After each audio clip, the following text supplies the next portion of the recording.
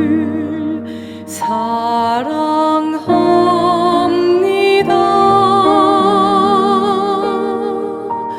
참 사랑의 주를 경배해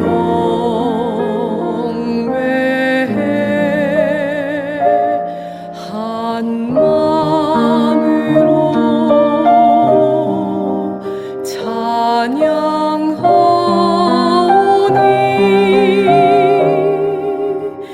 우리들의 기도 들으소서.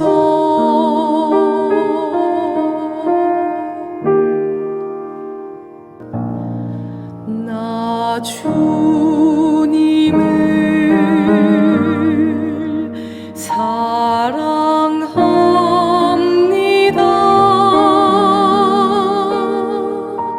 참 사랑의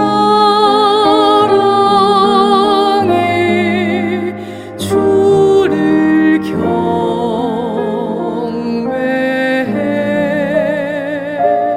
한 마음으로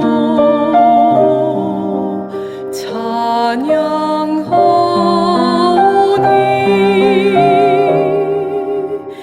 우리들의 기도 들으소서.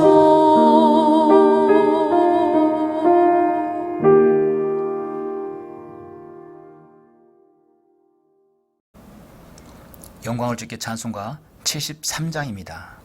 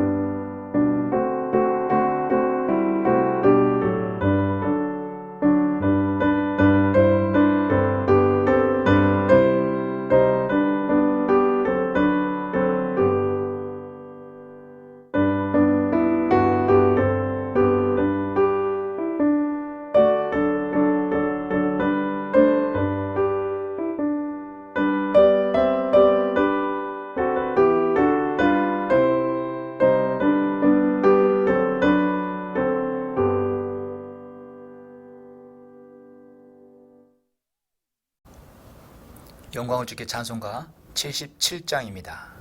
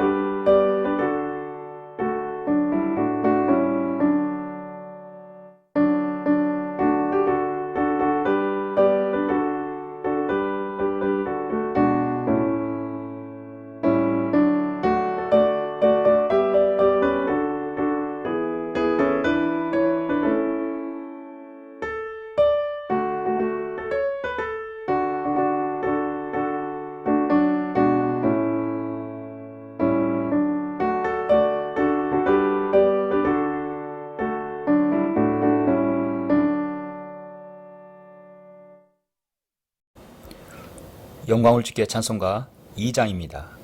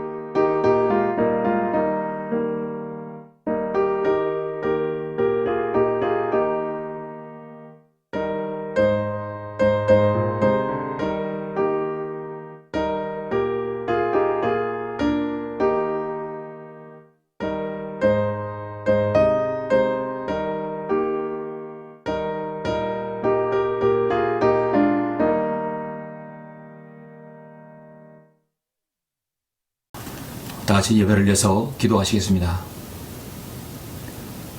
은혜와 진리가 충만하신 아버지 하나님 감사를 드립니다.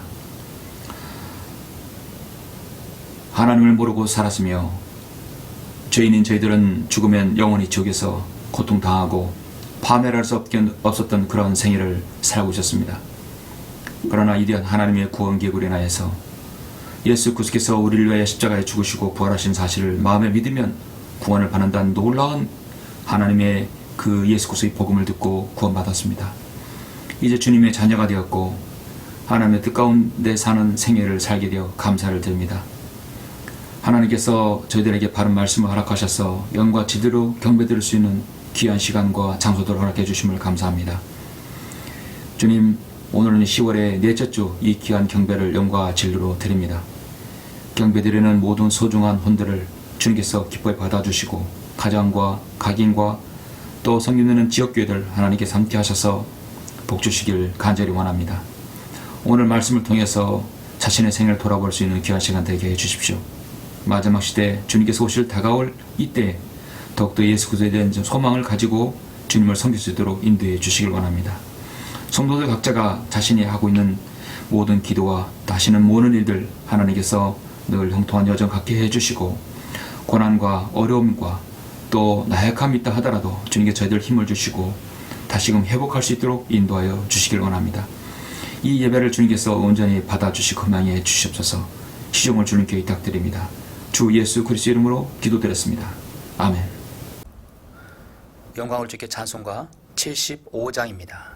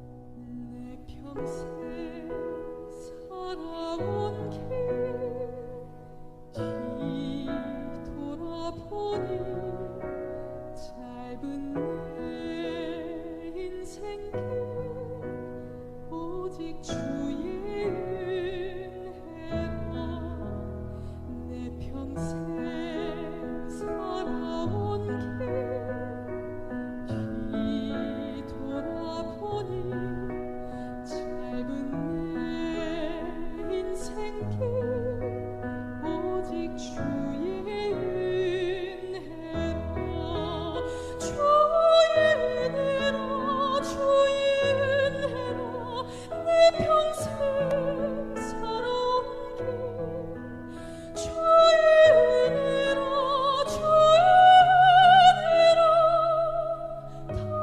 다함이 없는 사랑 달려갈 길 모두 마친 후 주 얼굴 볼 때 나는 공로 전혀 없도다 오직 주의 은혜라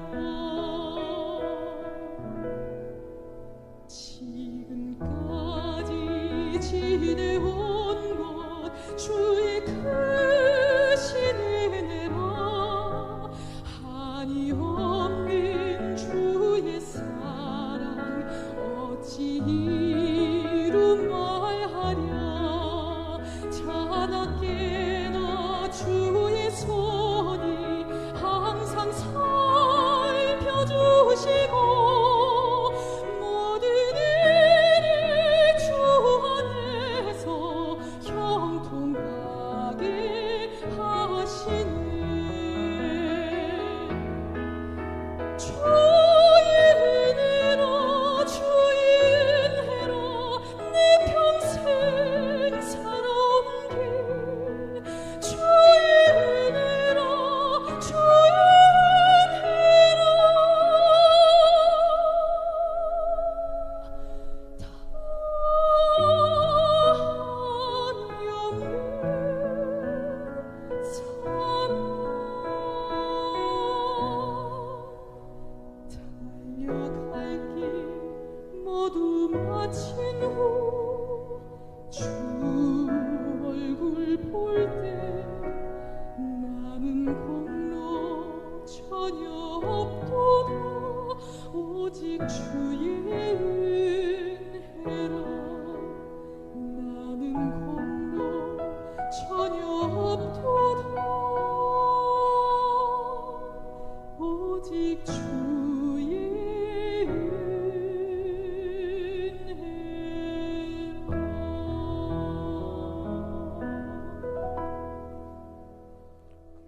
오늘은 10월 넷째 주입니다.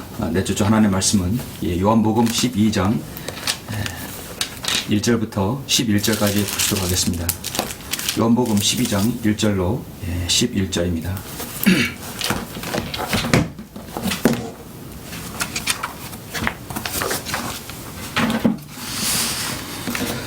제가 요한복음 12장 1절로 11절까지 봉독해 올리겠습니다. 6월절 엿새 전에 예수께서 베다니에 오시니 그곳은 주께서 죽었던 나사로를 죽은 자들로부터 살리신 곳이라. 거기서 그들이 주를 위하여 저녁을 마련하였는데 마르다는 시중을 들고 나사로는 주와 함께 식탁에 앉아 있는 사람들 중 하나더라. 마리아가 매우 값진 감송 향유 한 리트라를 가지고 와서 예수의 발에 붓고 자기의 머리카락으로 그의 발을 닦으니 그 집이 향유 냄새로 가득 차더라. 그때 그의 제자 중 하나로 주를 배반할 자인 시몬의 아들 유다 이스카리옷이 말하기를 어찌하여 이 향유를 300데나리오에 팔아 가난한 사람들에게 주지 아니했느냐.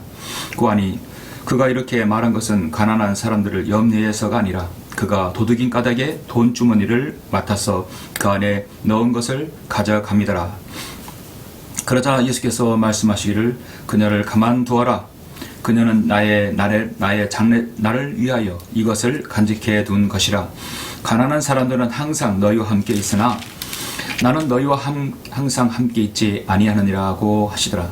그때 유대인의 큰 무리가 주께서 그곳에 계신 것을 알고 왔으니 이는 예수뿐만 아니라 그가 죽은 자들로부터 살리신 나사로도 보려 함이더라. 그러나 선임 제사장들은 나사로도 죽이려고 모의하였으니 이는 그 사람으로 인하여 많은 유대인들이 가서 예수를 믿었기 때문이라. 그리고 그 뒤에는 이제 승리 입성이 나오죠. 오늘은 주님께서 사역 중에 있었던 한 사건을 저희 여러분에게 소개합니다. 오늘 말씀을 위해서 잠시 기도하겠습니다.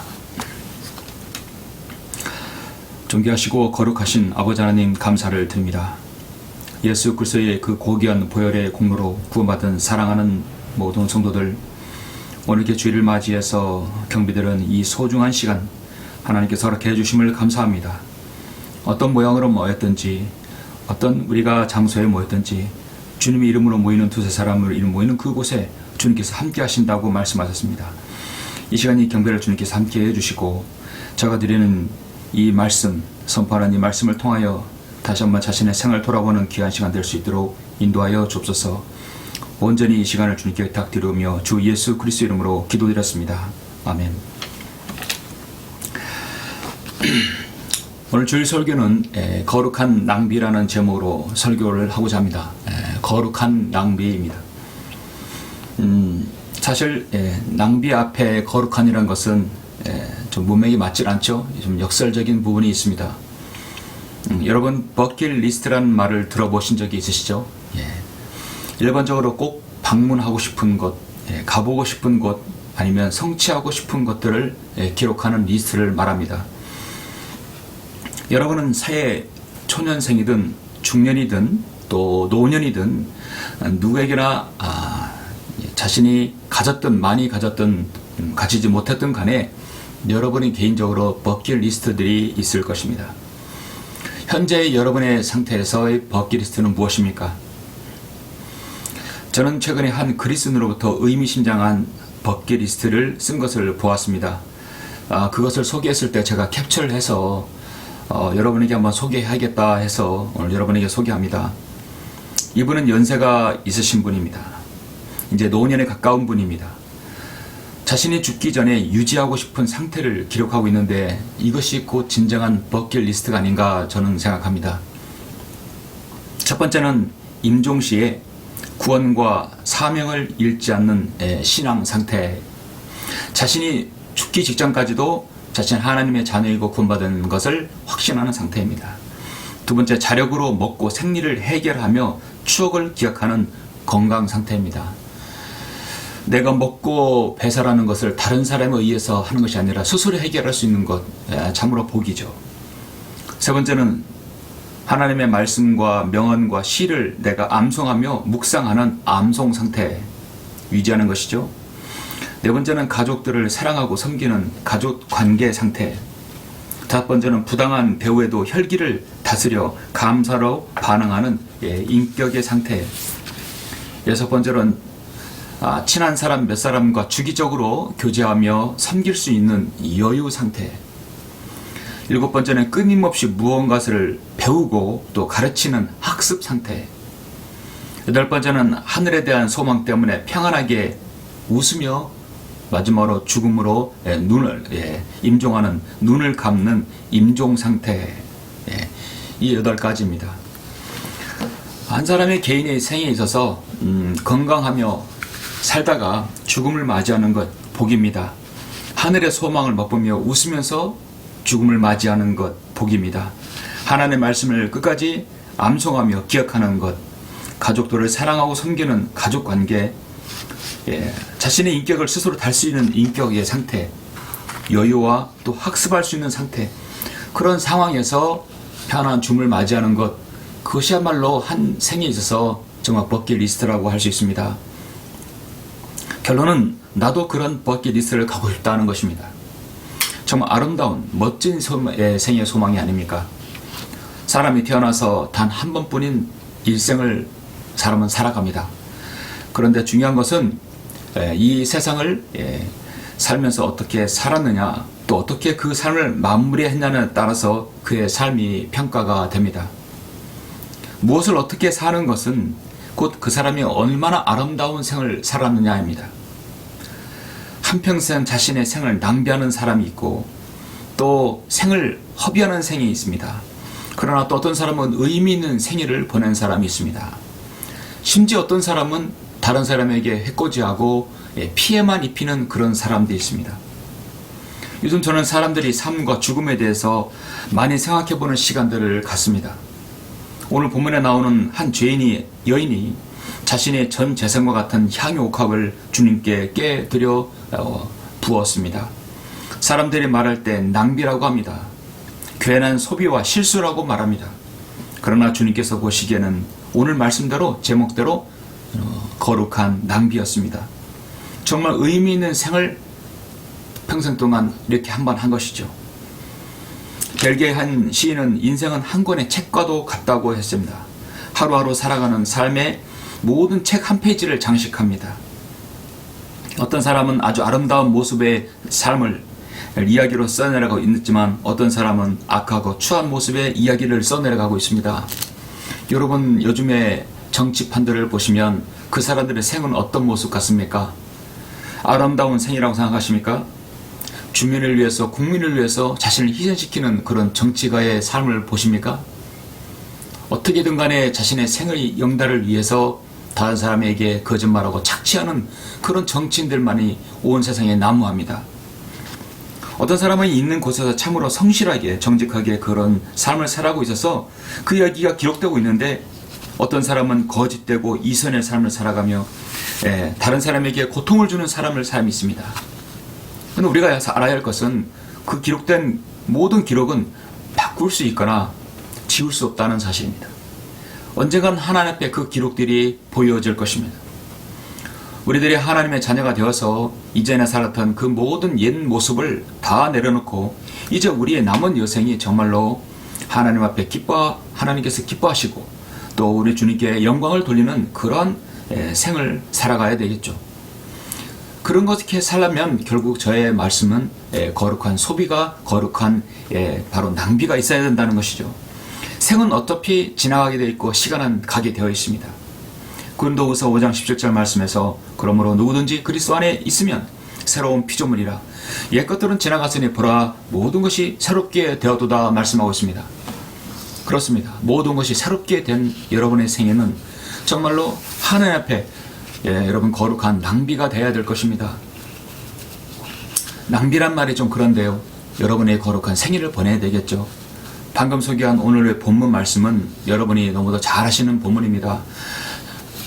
교리적으로도 난해하거나 어려운 부분이 아닙니다. 너무나 단순하지만 의미심장한 말씀입니다. 이 본문이 너무 중요하기 때문에 마태복음 26장에도 마가복음 16장에도 말씀하고 있는 것이죠. 다른 복음서에서도 이렇게 평행 구절이 있다는 것은 그 말씀이 중요한 의미를 담고 있기 때문에 중요한 것입니다.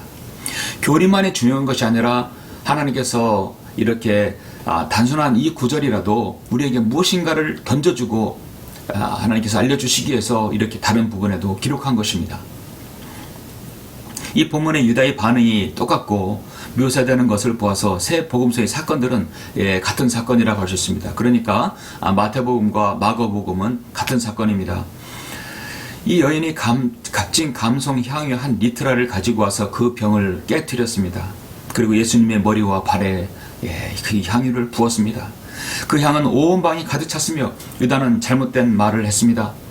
마태복음과 마가복음에서는 몇몇 제자들이 그녀를 꾸짖었는데 요한복음에서는 그 중에 한 명 유독 유다 이스카리옷이 그 말에 초점이 맞춰집니다. 그런데 누가복음 이 7장 39절부터 50절에서도 한 여인이 예수님의 발을 머리칼로 닦아내는 그 사건이 나오는데요. 이 누가복음 7장 39절을 잠깐 한번 보시면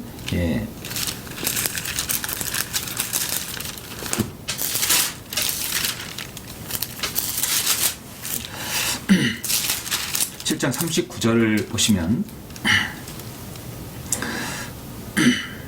주를 초대한 바리새인이 이 광경을 보고 36절을 보시겠습니다. 7장 누가복음 7장 36절 그때 바리새인 중에서 한 사람이 자기와 함께 음식을 들자고 주께 청하니 주께서 그 바리새인의 집에 들어가서 식사하려고 앉으시더라.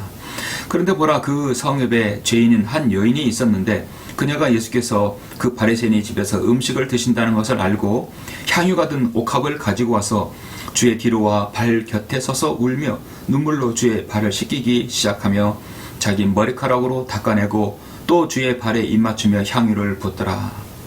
겸손하고 통회하고 주님을 정말 사랑하는 한 죄인의 모습을 보여줍니다. 진정한 참회의 모습을 보여줍니다. 주를 초대한 바리새인의 이 광경을 보고 속으로 말하기를 만일 이분이 선지자라면 자기를 만지는 이 여인이 누구며 어떤 여인인가를 알았으리라. 이는 그 여인이 죄인이기 때문이라고 하더라. 예수께서 그에게 말씀하시기를 시몬아 내가 너에게 할 말이 있노라 하고 하니 그가 말하기를 선생님 말씀하소서라고 하더라. 자, 이렇게 이 사건을 보면은 이 사건은 오늘 이 요한복음이라든지 마태복음 26장이라든지 마가복음 14장과 좀 다른 사건입니다. 장소도 다르고 시점도 다릅니다. 누가복음 7장에서 주님을 초대한 이 집주인은 이름은 시몬입니다. 여기도 마침 시몬이죠. 그러나 마태복음의 시몬은 문둥병자인데 반해 누가복음의 시몬은 문둥병자가 아니라 바리새인이었습니다. 더욱이 누가복음 7장의 이 사건은 예수님께서 십자가의 구속 사역을 이루시기 전에 적어도 2년 전입니다. 근데 요한복음은 일주일 전이거든요. 그러므로 누가복음 사건은 마태복음과 마가복음 또 요한복음에 있는 이 사건보다도 훨씬 앞선 일입니다. 그 당시에 손님의 발이나 머리에 향유를 붓는 일은 종종 있었습니다. 결국 예수님께서는 공생에 2번씩이나 여인에게서 머리와 발에 기름을 부음을 받으셨던 분이십니다. 마태, 마가, 누가의 기록은 예수님의 공생의 끝날 시점에서 베다니에서 일어났던 사건을 다루고 있는데 이 마태복음, 마가복음, 요한복음, 이 누가의 기록은 예수님의 공생애의 초기의 가버나움에서 있었던 사건입니다. 자, 그래서 이 사건은 비슷한 이 주님께서 기름 부음 받은 사건은 마태, 마가, 누가복음 모두 다 나왔다는 사실이죠. 이 본문의 오늘 1절을 보니까 6월절 엿새 전에 예수께서 베다니에 오시니 그곳은 주께서 죽었던 나사로를 죽은 자들로부터 살리신 곳이라 말씀하고 있습니다. 이제 6월절 엿새 전이라고 말씀하고 있습니다. 이스라엘 사람들은 해마다 3번씩 예루살렘으로 올라와야 합니다. 6월절과 오순절과 장막절 세 절기가 되면 모든 유대인들 성인 남자라면 예루살렘 성전에 올라와서 하나님께 경배 드리도록 되어 있습니다. 그래서 오늘 본문에서 말씀하신 것처럼 6월절 엿새 전이었다면 예루살렘은 순례객들이 모여서 서서 그 지역들이 사람들로 북적거릴 그럴 시간이 있습니다. 이때 예수님께서 베다니에 오셨습니다. 베다니는 예루살렘의 바로 옆 동네입니다. 이제 엿새만 지나면 6월절이 되기 때문에 예수님께서는 6월절에 예루살렘에 가셔서 죽으실 것을 다 알고 계셨던 것입니다. 마지막으로 돌아가시기 엿새 전, 이제 다음 주 수요일이면 십자가에 달려서 온 인류의 구속 사역을 위해서 십자가의 고난을 당하시기 그런 전입니다. 여러분, 그냥 인간적으로 생각해보면 주님께서는 죽으실 것을 아셨다면 다른 곳으로 피하시든지 그렇게 했었어야 되는데 오히려 주님께서는 엿새 오면 예루살렘을 가야 될 것을 아셨습니다. 그리고 그 주님의 나이는 33살의 반이었습니다. 세상으로 말하자면 왕성한 나이였습니다. 이제 막 인생을 시작할 그런 나이가 아니겠습니까? 피가 펄펄 끓는 그 나이에 왜 죽으러 가시는 것입니까? 주님의 초림은 영광을 받으시기 위함이라 십자가의 질고를 지시기 위함인 것입니다. 바로 저와 여러분을 구원하시기 위한 것이었습니다. 주님의 죽으심은 그냥 허비가 아니라 정말 거룩한 바로 희생이었던 것입니다. 주님께서 정말 죄인을 위해서 죽으셔야 했다면 살 만큼 살고 더 많은 사람에게 사역을 해서 7, 80대나 돼서 돌아가시면 되지 않을까라고 했지만 그렇지 않습니다. 주님의 생은 33세 반은 하나님께서 경륜 가운데 그렇게 하신 것입니다. 이것이 바로 세상의 관점과 우리 주님의 관점입니다. 젊은 나이에 주님께서 사역을 행하셔서 십자가에 죽으신 것은 사람들은 인생의 낭비라고, 이해할 수 없는 낭비라고 말하지만 하나님께서 보시기엔 그 낭비가 아니라 거룩한 희생이었던 것입니다. 굳이 말하자면 오늘 말씀대로 거룩한 낭비인 것입니다. 성경에서 인생에 있어서 두 단어가, 인생이라는 말의 두 단어가 2번 나옵니다. 인생이란 말이 전도서 6장 12절 말씀에서 그림자처럼 화비한 헛된 인생의 모든 날인 이 생에서 인간에게 무엇이 좋은지 누가 알며 해 아래서 사람 뒤에 무슨 일이 있을지 누가 그에게 말해줄 수 있으리요. 오직 하나님 말씀만이 그에게 말해줄 수 있습니다. 이 땅에 성경도를 믿는 설교자만이 그 사람의 생애에 대해서 말할 수 있습니다. 그림자처럼 허비한 헛된 인생이라고 말씀합니다. 모든 사람은 그림자처럼 헛된 인생을 살고 있습니다. 하나님을 모르면 그 사람의 인생은 허비한 인생입니다. 성경에서 인생이란 말이 두 번 나오는데 바로 전도서하고 예레미야 10장 23절입니다. 오 주여 인생의 길이 그 사람 안에 있지 아니함을 내가 아나이다. 그의 걸음을 인도하시는 것이 그 사람 안에 있지 아니하나이다. 인생의 걸음 그 사람 안에 가고 싶은 대로 가는 게 되는 게 아니다는 것이죠. 인생의 걸음을 인도하시는 것이 바로 하나님이라는 사실을 알아야 한다는 것입니다. 사람의 인생에서 무슨 일이 일어날지 누가 말해 줄지 솔로몬은 이제 모든 길을 가보고 나서야 알았던 것이었습니다. 그리고 예레미야 10장에서도 그 인생의 걸음을 인도하시는 것이 바로 주 하나님이라는 사실을 알았던 것입니다. 바로 전지전능하신 주 하나님, 창조주 하나님이십니다. 거룩한 낭비는 결코 좋은 것입니다. 인생은 어차피 우리는 시간을 소비하게 되어 있고 우리는 계속 늙어가고 노화되고 퇴화되어가게 되어 있습니다. 우리는 낭비를 하고 싶지 않아도 인생은 계속 소비되는 것이죠. 그러나 기왕 소비되는 것에서 우리는 타락한 소비가 아니라 거룩한 소비가 되어야 되는 것입니다. 그것은 곧 후회 없는 생애를 보내는 것입니다. 여러분은 어떻습니까? 오늘 말씀을 들어서 저는 여러분에게 두 가지를 말씀을 드리겠습니다. 거룩한 낭비는 어떤 것인가? 거룩한 낭비는 첫째, 자신의 옥합을 깨뜨릴 때 나타나는 것이다 하는 것입니다. 자신의 옥합을 깨뜨려라. 요한복음 1장 12절 본문 12장 1절부터 잠깐 보시죠. 6월절 예사전에 예수께서 베다니에 오시니 그곳은 죽여서 죽었던 나사로를 죽은 자들로부터 살리신 곳이라. 거기서 그들이 주를 위하여 저녁을 마련하였는데 마르다는 시중을 들고 나사로는 주와 함께 식탁에 앉아 있는 사람들 중 하나더라. 마리아가 매우 값진 감송향유 한 리터를 가지고 와서 예수의 발에 붓고 자기 머리카락으로 그의 발을 닦으니 그 집이 향유 냄새로 가득 차더라. 그때 그의 제자 중 하나로 주를 배반할 자인 시몬의 아들 유다 이스카리옷이 말하기를 어찌하여 이 향유를 300데나리온에 팔아 가난한 사람에게 주지 아니하였느냐.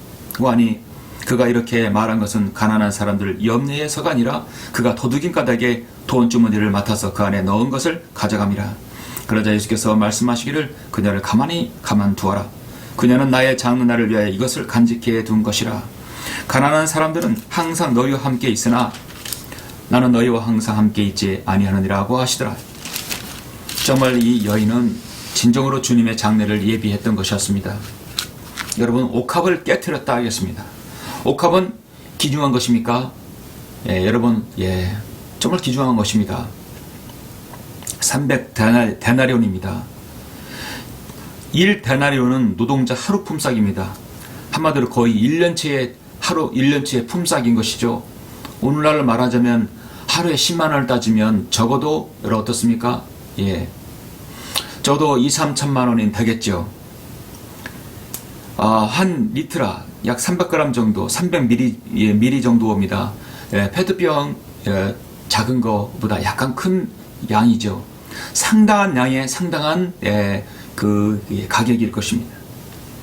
감성 향유는요, 시리아를 거쳐서 로마로 수입된 향유입니다. 히말라야 해발 3,4천의 그 메다의 깊은 산중에서 서식하는 그 감성 나무 뿌리에서 추출한 정말 아주 귀한 향유입니다. 솔로몬의 노래 1장 11절에서 우리가 너를 위하여 은장식이 있는 금사슬을 만들리라. 왕이 그의 상을에 앉아 계실 때 나의 감성 향유가 그 향기를 풍기노도다. 아주 향기롭다고 하는 것이죠. 솔로몬의 노래에서도 나오는 것입니다. 감성을 우리말로 하면 땅 두릅나무라는 말로 할 수 있는데 히말라야 산지에 있는 허브입니다. 자연의 달콤한 향을 가진 특징으로 에센셜 오일을 아로마틱 성분으로 향수 제조에 이용되기도 합니다. 의학서에 따르면 감성은 인지와 심리, 정신적으로 긍정적인 영향을 미치는 것으로 사람에게 좋다는 것이죠. 옥합을 헬라어로 알라바스트론이라고 기록되었는데 이것은 색깔이 아름다운 고가의 석회암 종류의 한 종류인 것입니다. 귀한 향유를 담기 위해서 석회암을 화려하게 조각하여 예술품 경지에 이르도록 꾸며진 아름다운 좋은 병에 담겼다는 것입니다. 감성 향유를 옥합에 깨뜨렸다는 것입니다.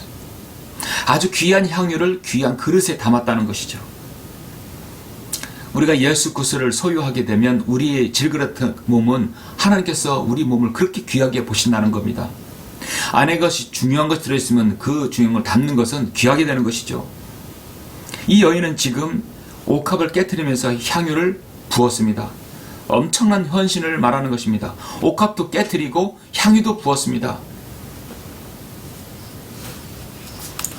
마가복음 14장 3절 9절에서 보면 이렇게 말씀하는데요. 마가복음 14장 3절 보시면 주께서 베다니에 있는 문둥병자 시몬의 집에 계시더라. 주께서 앉아 식사하실 때 한 여인이 매우 값진 감송 향유가 든 옥합을 가지고 와서 그 병을 깨트려 주의 머리에 붓더라. 그러자 그들 가운데 몇 사람이 분노하여 말하기를 어찌하여 이런 향유를 낭비하는가? 이것은 300데나리온 이상에 팔아서 가난한 사람들에게 줄 수도 있었을 텐데 라고 하며 그 여자에게 투덜대더라. 그때 예수께서 말씀하시기를 그녀를 가만두어라. 어찌하여 그녀를 괴롭히느냐? 그녀는 나에게 좋은 일을 하였느니라 했습니다. 한 사람의 생이 하나님께 드려질 때 사람들은 그걸 막으면 그것을 하나님을 괴롭히는 것이죠. 자신의 몫을 다하고 자신이 그것을 충분히 깨트려서 하나님께 드릴 가치가 있다고 볼 때 그것을 실행한 이 여인에게 방해하는 것은 그녀를 괴롭게 하는 것이었습니다. 오늘 교회 사꾼 목자들이 이 말씀을 인용해서 교인들에게 헌금 갈취 수단을 대고 있습니다. 이 말씀을 잘못 이해하면 자신의 옥합을 깨트리라 했을 때 통장을 깨고 적금을 깨고 부금을 깨고 저금통을 깨서 교회 건축에 쓰고 뭘 해서 자신의 것을 드리라는 그런 것이 아닙니다. 속지 않아야 합니다. 속게 되면 자신의 모든 것을 다 깨트리는 것이죠. 집을 깨고 가정을 깨고 모든 것을 깨버리는 것입니다. 여인은 그것을 깬 것이 아니라 자신의 옥합을 깨뜨렸습니다. 자신이 할 수 있는 최상의 헌신인 것이죠. 여러분도 여러분이 할 수 있는 최상의 헌신은 무엇입니까? 이것이 바로 거룩한 낭비라고 하는 것입니다. 이것은 바로 세상에서 말하는 쓸데없는 낭비가 아니라 하나님을 위한 투자인 것입니다. 영혼을 위한 투자입니다. 투자라기엔 좀 그렇지만 영혼을 위해서 자신을 하나님께 드린 것이죠. 성경은 하늘에 보험을 쌓아두라 하겠습니다. 이 땅에 더 가치 있는 일을 해야 할 것입니다. 시간을 사서 얻으라고 말씀하고 있습니다. 우리가 섬길 시간은 그리 많지 않습니다. 자신이 할 수 있는 달란트를 찾아서 그 달란트로 하나님의 사에게 무엇인가를 기여한다는 것, 그것은 낭비가 아니라 여러분 투자이고 축복인 것입니다. 어차피 시간은 가게 되어 있고 우리의 몸은 노쇠하게 되어 있고 어차피 세상은 낡아지게 되어 있습니다. 하나님께서 둘둘 말아서 이제 모든 이 지구상의 모든 것은 다 폐기 처분시킬 겁니다. 그러기 전에 우리에게 남은 시간 속에서 무엇인가 하나님께 드려져야 되는 것이죠. 제가 알고 있는 해외에 많은 신실한 선교자들은 정말 많이 있습니다만 늘 저의 기억에 남는 미국의 선교사들이 있습니다. 1950년대 미국 히튼 대학의 명문 대학에 정말 훌륭한 29살의 남질의 젊은이들이 에콰도르에 가서 순교한 사건이 있었습니다. 1950년 남미 에콰도르에서 짐 엘리어트, 그 다음에 그 친구 로저 류드리언, 그 피터 플레밍, 네이트 세인트, 에드 맥컬리라는 이 5명의 선교사들은 자신의 생을 들여서 이 에콰도르의 아우카족에 가서 한 번도 예수 그리스도 이름을 들어보지 못한 그들에게 복음을 전하는 것이 그들의 생의 목표였습니다. 전도 유명한 그들은 법관이 될 수 있었고 사회 훌륭한 아주 제목들이 될 수 있는 청년들이었습니다. 그런데 그런 야만인들에게 가서 복음을 전하겠다고 비행기를 타고 계속해서 6년간 그들을 위해서 목숨을 걸고 복음을 전하는 시도가 있었습니다. 모두 결혼한 사람들이었습니다. 자식이 있고 자녀가 있는 사람들이었습니다. 그러던 그들은 1956년 1월 8일 에콰도르 동부 아우카족 선교를 떠났다가 그 원주민들에게 창에 찔리고 화살에 맞고 무참히 5명이 살해당했습니다. 그리고 그의 시신들은 강가에 버려졌습니다. 그들은 모두 정말로 비참하게 살해된 것이죠. 선교 본부에서는 이게 무슨 낭비인가, what a waste라고 했습니다. 이게 무슨 낭비인가? 그러자 그 선교사들의 부인들은 선교센터에 쫓아가서 낭비라니요, it is waste, 이게 낭비라니요, 낭비가 아니다 하는 것이죠.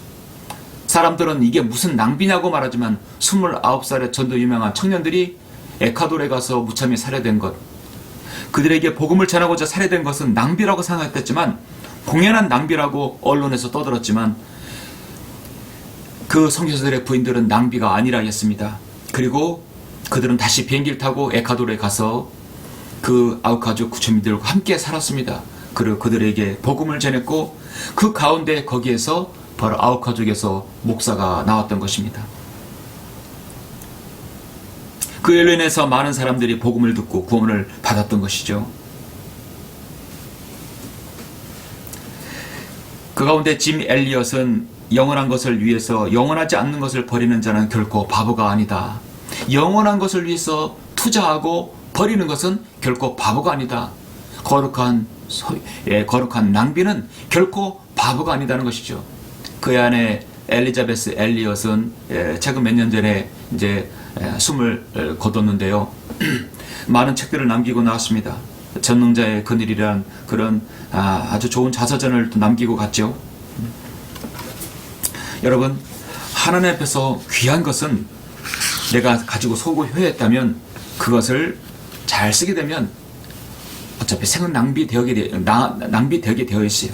그런 가운데 그것을 하나님께 드려졌다면 그것은 바로 거룩한 낭비이고 하나님 앞에 남는 것입니다. 거룩한 낭비는 어떤 것인가? 두 번째로 주님과 함께 시간을 보내는 것입니다. 주님과 함께 세계에 무엇인가를 위해서 기여하는 것입니다. 본문을 자세히 2절을 보시면 이렇습니다. 거기서 그들이 주를 위하여 저녁을 마련하였는데, 자, 여기에 있는 사람은 지금 시몬도 있었고 나사로도 있었고 마리아, 마르다, 그리고 바로 우리 여기 지금 향유 옥합을 깨트린 여인도 있었습니다. 그 여인은 마리아라는 이름을 가지고 있습니다. 거기에 마르다는 시중을 들고 나사로는 주와 함께 식탁에 앉아 사람들 중에 하나더라. 자, 마르다는 시중을 들면서 열심히 주를 섬겼습니다. 나사로는 주님과 대면하면서 식탁에 앉아 마주보고 있습니다. 마리아는 자신의 감성 향유 한 리터라를 가지고 와서 깨트려 주님 발 앞에 붓고 자신의 머리카락으로 그걸 닦습니다. 이러한 모습이 주님과 함께하는 모습은 한 폭의 그림과 같았습니다. 사람마다 하루는 모두 다 1440분씩 정확히 주어집니다. 누구에게는 1400분이 아니라 1440분 모두에게 주어집니다. 그런데 그 시간들을 어떻게 쓰느냐가 중요합니다. 남은 생애의 시간들은 바로 여러분이 쓰기 나름인 것이죠. 사람들은 이 땅에 살면서 어떻게 하면 행복하고 즐겁게 자기가 하고 싶은 것들을 하면서 살까 많은 궁리를 합니다. 행복을 추구하는 것은 물론 인간으로서 당연한 것이죠. 그러나 저마다 자신의 인생을 자신의 뜻대로 살아간다면 그 결과는 참담한 결과를 낳을 것입니다. 인생을 자신의 마음대로 살아간다면 사탄의 주관하에 살게 됩니다. 모든 인생의 근원이신 주 하나님께서는 하나님을 알지 못하고서는 결코 아름다운 삶, 참다운 행복한 삶을 살 수가 없지요. 모든 그리스도인의 위대한 스승인 피터러가 목사님은 오늘날 많은 현대의 그리스도인의 문제점을 앓고 있다. 그 문제점은 뭐냐면 그들은 어떻게 하면 죄를 짓지 않는 상태에서 즐겁게 세상을 보낼 것인가를 궁리하는 데 있다라고 말합니다. 죄를 짓지 않고 즐겁게 사는 것, 이것이 왜 문제입니까? 죄를 짓지 않으니까 경건한 것이고 즐겁게 사는 것이 행복한 것이 아닌가라고 할 수 있지만, 실제로 많은 그리스도인은 성경도 읽고 기도도 하고 큰 죄도 짓지 않고 경건하게 살려고 합니다. 하지만 그것뿐입니다. 그들은 더 이상 주님과 더 밀착하게, 주님과 더 기쁨을 누리며 하나님 사이에 동참하고 그렇게 하라고 앉았습니다. 그들은 세상 사람들과 똑같이 부와 명예와 즐거움과 행복을 누리면서 함께 살고자 한다는 것입니다. 이것이 오늘날 평범한 그리스도인의 생애입니다. 물론 죄에서 성별하는 것, 죄를 짓지 않는 것 중요합니다. 그러나 거기에서 그쳐서는 안 되는 것이죠. 예수 그리스도의 보혈로 구원받은 그리스도인은 가장 위대한 생애를 희생을 치르면서 얻어진 생명들입니다. 더군다나 우리 그리스도인의 생애는 단 한 번밖에 없습니다. 인생은 지나가게 되어 있습니다. 그 인생을 여러 번 헛된 낭비가 아니라 거룩한 낭비로 하나님께 드려져야 할 것입니다. 세상은 참으로 주님을 이름을 모르면서 자신이 멋대로 마음대로 살아갑니다. 언제 불 속에 들어들지 떨어질지 모르는 불나방처럼 살게 됩니다. 여러분의 삶의 생활은 어떻습니까? 가치 있는 생을 사십니까? 무엇인가 다른 사람에게 조금이라도 유익을 주는 삶을 삽니까? 하나님 앞에서 거룩한 생을 삽니까? 누구에게 영적 유익을 주어서 사는 것입니까? 여러분은 주님과 함께 하는 시간들, 곧 동역자들과 주님의 성도들과 함께 하는 시간들을 말하는 것이죠. 보이지 않는 하나님과 함께 한다는 것은 곧 주님의 삶을 따라서 사는 것과 하나님의 사역에 동참하면서 주님의 일에 관여하는 것입니다. 사도 바울의 서신서의 마지막 부분은 그곳에 많은 사람들의 이름이 거명됩니다. 여러분 로마서 16장이라든지 사도행전 고린도전서 16장에는 많은 사람들의 이름이 거명되죠. 예. 그들은 정말로 주님과 함께하는 사람들입니다. 특히 여러분 로마서 같은 경우는 로마서 16장에는 사도 바울 서신서 중에서 가장 이름이 많이 나오는 장입니다. 잠깐만 보시면 내가 ken크리아에 있는 교회의 일꾼된 우리 자매 페베를 너희에게 추천하노니 너희가 주 안에서 성도답게 그녀를 영접하고 그녀가 너희에게 어떤 도움을 필요로 하든지 도와주라. 그녀는 여러 사람과 또한 나 자신이 후원자가 되었음이니라. 그래서 예수 안에서 나의 동역자인 프리스킬라와 아켈라에게 권한하라. 그들은 나의 생명을 위하여 자신들의 목을 내어놓는 사람들이라. 나뿐만 아니라 이방인들의 모든 교회들도 그렇게 감사하느니라. 여러분 그 이후에 계속해서 사람들이 이름이 나옵니다. 이 사람들의 이름은요 생을 헛되이 사는 사람들이 아닙니다. 한 번밖에 없는 생, 주님과 함께하는 동행하는 삶을 살았습니다. 바로 마리아와 마르다와 나사로, 바로 이 값진 감성 향유를 깨트린 바로 마리아 같은 삶을 살았던 사람들입니다. 바로 주님과 함께한 동역자들이었습니다. 사도 바울에 있어서 누가는 사역에 늘 동역한 의사이며 동역자입니다. 사도 바울이 생을 마감할 때까지 함께한 주님의 종입니다. 그리고 사도 행전을 기록한 종입니다. 그가 잊지 못할 사람은 바로 마가입니다. 마가복음 기록자입니다. 사도행전에서 보면 마가는 사도 바울의 1차 선교행 때 바울을 떠나 버렸던 사람이었습니다. 이로 인해서 바울은 동역자 바나바와 한바탕 심한 충돌도 있었고, 그래서 사도 바울이 인종 때는 그러한 마가와의 관계를 회복했었습니다. 사역에 부름 받았던 마가는 힘들어 돌아갔지만 다시 회복하여 성경까지 기록한 것입니다. 그리고 골로새에 추천하기도 했습니다. 마가는 사역에 실패했다가 다시 부름을 받아 신실하게 감당한 젊은 사역자의 본이 되었습니다. 특이고는 골로새서 4장 7절에 보면 나에 관한 모든 일은 주 안에서 사랑하는 형제요 신실한 일꾼인 동료종 투기고가 너에게 알게 하리라 했습니다. 이 세상을 사랑하는 사람과 주님을 사랑하는 사람과는 오랜 관계가 참 지속되지 못합니다. 평생을 같이 할 사람, 주님의 사역에 동역하고 이 마지막 시대 하나님의 교회에서 또 하나님께서 하신 그 추인하신 기구에서 주님과 함께 섬긴다는 것 여러분 얼마나 기억에 남습니까? 모든 사람은 인생에 겨울이 옵니다. 여러분의 인생에도 겨울이 올 때 신앙의 주님이 바로 서지 못할 때 여러분 그 친구들 동료들이 함께 할 줄 아십니까? 그렇지 않습니다. 얼마나 노년의 쓸쓸한 생애를 맛볼 것입니까? 로마서 8장 28절에 우리가 알거니와 하나님을 사랑하는 자들 곧 그분의 목적에 부르심을 따라 부르심을 받은 자들에게는 모든 일이 합력하여 선을 이룬다고 말씀하고 있습니다. 우리의 인생은 짧습니다. 하나님 보시기에 아무것도 아닌 점에 불과하지도 않습니다. 이 땅에 머무는 동안 손바닥 넓이와 같은 인생을 깨닫지 못한 채 매우 허적거리며 살고 있는 것이 바로 인생입니다. 세상의 점을 내 손 안에 있지만 내 것이 아닙니다.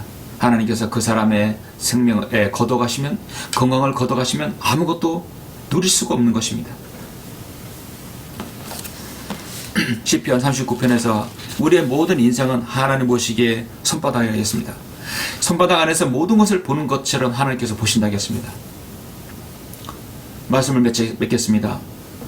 주님께서는 이제 곧 오셔서 아무개야 이제 나와 계산하자, 나와 회개하자. 여러분의 산 생애를, 여러분의 생애를 어떻게 보내는지, 거룩한 낭비로 보내는지, 정말 쓸데없는 그 무가치한 생으로 낭비했는지를 여러분 보냈는지를 볼 것입니다. 우리의 인생은 거룩한 투자, 거룩한 생애를 보내야 합니다. 하나님께서 보시기에 악하고 게으른 종이라고 책망을 받고 싶습니까? 착하고 신실한 종이라고 여러분 칭찬을 받기를 원하십니까? 여러분의 인생에 겨울이 오기 전에, 내 인생의 영적 황금기가 지나기 전에, 주님께서 나를 부르시기 전에 더 이상 기억이 어떤 무슨 일이 할 수 없을 때, 이해가 다 가기 전에 하나님 앞에서 여러분이 점도 없고 흠 없는 온전한 마음으로 하나님께 영광과 찬양을 드릴 때, 이 마지막 시대, 아니면 우리가 죽음을 보지 않고 주님께서 이제 공중재림에서 우리가 수거되어 올라갈 때, 그때는 우리의 모든 생애를 다 계산할 것입니다. 계산해야 됩니다. 회개해야 합니다. 디모데후서는 사도 바울이 이제 순교하기 바로 얼마 직전까지 있었던 것을 한 번에 기록한 것입니다. 목회 서신이죠. 사도 바울이 순교하기 직전에 마지막 기록한 것이 디모데후서인데, 그 디모데후서는 암울하거나 초췌하거나 또 죽음에 대한 두려움이 전혀 없습니다. 그래서 승리의 찬가라는 이름을 가지고 있습니다. 자신의 생애를 그림자처럼 헛된 허비한 인생을 살았다고 한다면 결코 이 승리의 찬가 디모데후서를 기록하지 못했을 것입니다. 자신의 생은 거룩한 바로 낭비였습니다. 거룩한 생애를 보내었습니다. 하느님 앞에서 드려졌던 것입니다. 자신의 사역의 길을 다 마치고 순교할 때가 얼마 남지 않았음을 알고 마지막 서신을 사랑하는 아들, 영적인 아들 디모데에게 서신을 쓴 것이죠. 내가 이미 제물로 드려질 준비가 되어 있고 떠날 때가 이르렀도다. 내가 선한 싸움을 싸우고 달려갈 길을 다 마쳤다고 말씀하고 있습니다.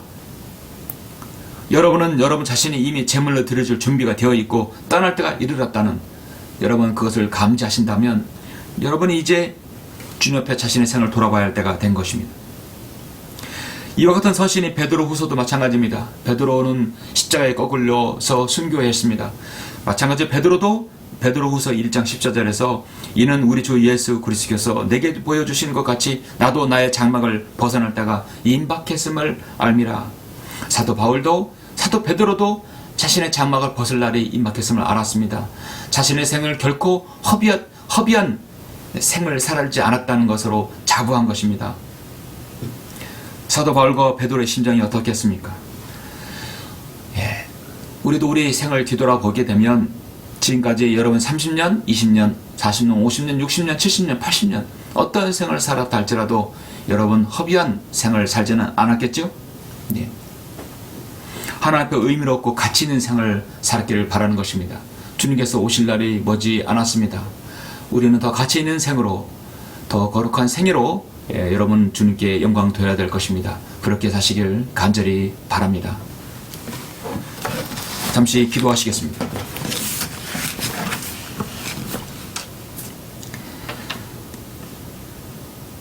우리를 사랑하시는 아버지 하나님 감사를 드립니다.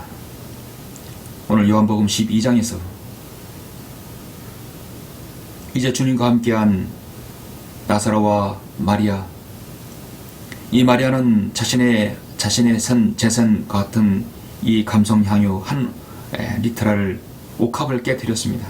그리고 주님의 장례를 예비했습니다. 자신의 그 생을 정말 하나님 앞에 거룩하고 가치없게 생을 살았단 할지는 모르지만, 그러나 자신의 생일 마지막을 후회 없는 생활을 보냈습니다. 사람들은 쓸데없는 낭비라고 말했지만 그녀는 정말 거룩한 희생으로 주님께 영광을 돌렸던 것입니다. 아버지 하나님, 오늘 말씀을 듣고 우리는 우리 자신을 생을 하나님께 어떻게 드리는지, 어떻게 생을 보내는지 자신을 되돌아보고자 합니다. 내가 가진 것이 하나님께서 주신 것이라고 한다면 그 자신이 받은 것으로 하나님께 영광 돌리는 생을 살 수 있도록 주님 인도하여 주옵소서.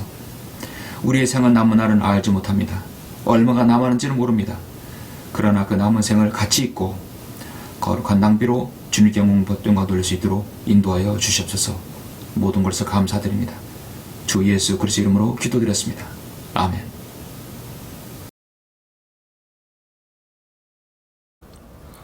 영광을 주께 찬송가 78장입니다.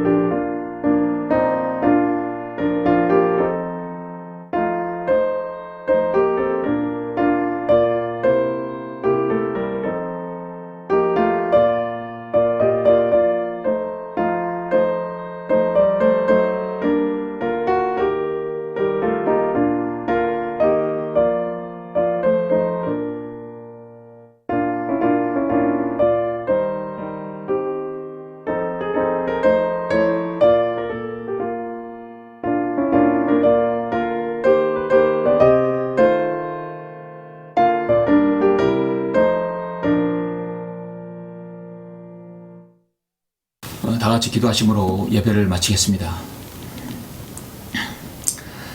존귀하시고 위대하신 아버지 하나님 감사합니다. 오늘의 10월의 넷째 주 예배를 온전히 하나님께서 인도하여 주시고 오늘 경배를 통하여서 마리아의 그 각종 향유한 니트라를, 감성 니트라를 깨뜨려서 주님의 장례를 예비한 그 거룩한 희생을 보았습니다. 아버지 하나님, 모든 인간의 생은 시간은 지나가게 되어 있고 우리의 삶은 노후되게 되어 있고 우리의 장막은 벗을 날이 다가오게 되어 있습니다. 그러는 가운데 어떠한 생이 하나님께 의미로운 생애인가 우리는 다시 한번 말씀을 통해 살펴보았습니다. 하나님께 무엇이라도 하나님의 사역에 하나님의 영광을 위해서 드려졌다면 그것은 가치 있는 생이 될 것입니다. 오늘 함께 예배드리는 모든 성도들, 또 여러 가지 사유로 인하여서 아버지 하나님 지역교회에 참여하지 못하거나 또 하나님께서 개인적으로 예배드리는 모든 성도들 주님께서 이루하여 주시고 염려해 주셔서 남은 생애가 그 의미 있고 가치 있는 거룩한 생애를 살 수 있는 그런 성도들 될 수 있도록 인도하여 주옵소서. 우리의 건강을 지켜주시고 우리의 영적인 더욱더 강인함을 하나님께서 하셔서 거칠고 험한 이 영적인 악한 세대에 아버지 하나님께서 저희들 믿음 잃지 아니하고 주님의 재림을 소망하며 살 수 있도록 인도해 주시길 원합니다. 다시 만날 이후에 한 주일 동안 하나님께서 함께 해주시고 아름다운 간증 있을 수 있도록 인도하여 주옵소서. 모든 것을 감사드리옵니다. 주 예수 그리스도 이름으로 기도드렸습니다. 아멘.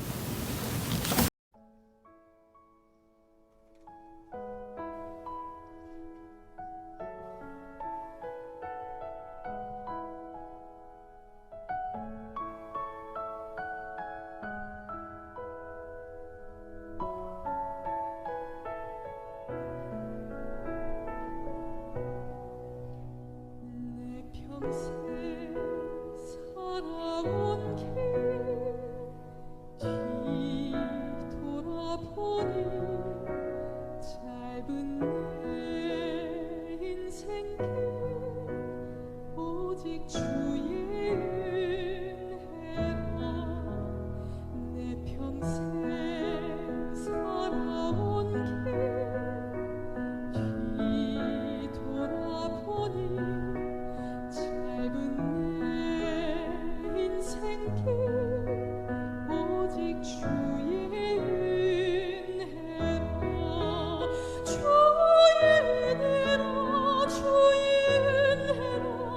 내 평생 살아온 길 주의 은혜라. 주의 은혜라. 단이 없는 사랑. 달려갈 길 모두 마친 후 주 얼굴 볼 때 나는 공로 전혀 없도다. 오직 주의 은혜라. 지금까지 지내온 것 주의 크신 은혜라. 한이 없는 주의 사랑 어찌 이루 말하랴. 자나깨나 주의 손이